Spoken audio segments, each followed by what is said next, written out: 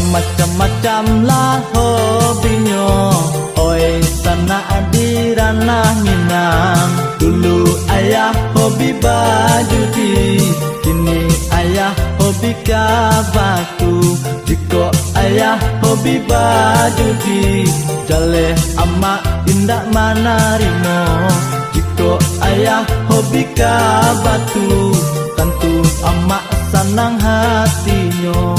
Jika ayah hobi kabatu, batu acik itulah lagunya.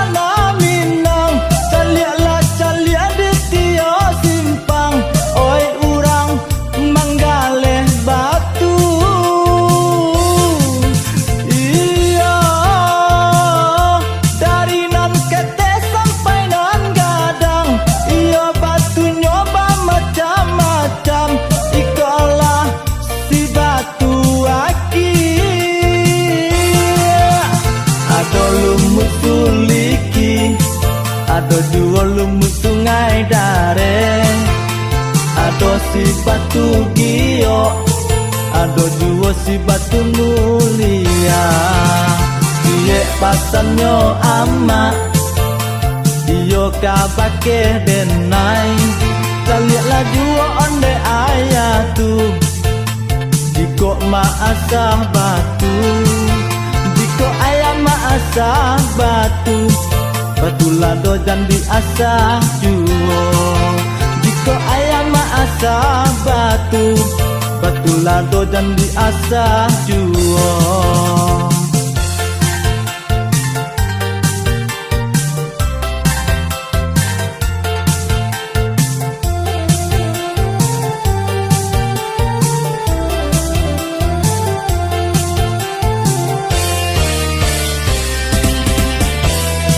Macam-macam lah hobinya, oi sana di ranah Minang. Dulu ayah hobi bajudi, kini ayah hobi kabatu. Jika ayah hobi bajudi, jaleh amak indak manarimo.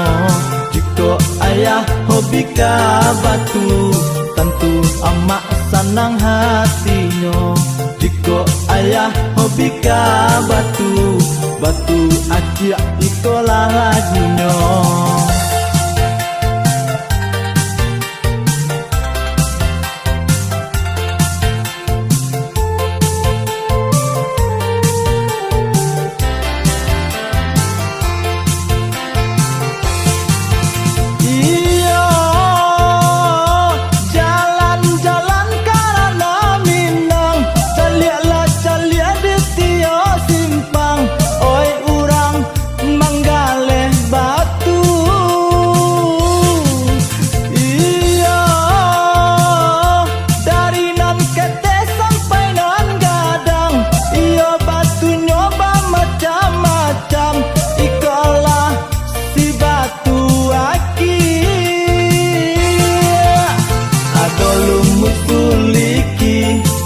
Ada dua lumut sungai dare, ada si batu giok, ada dua si batu mulia.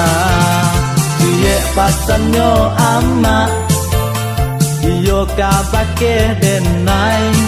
Kaliatlah dua onde ayah tu, jika maasah batu, jika ayah maasah batu. Batulah dojan diasah juo. Jika ayam maasah batu, batulah dojan diasah juo.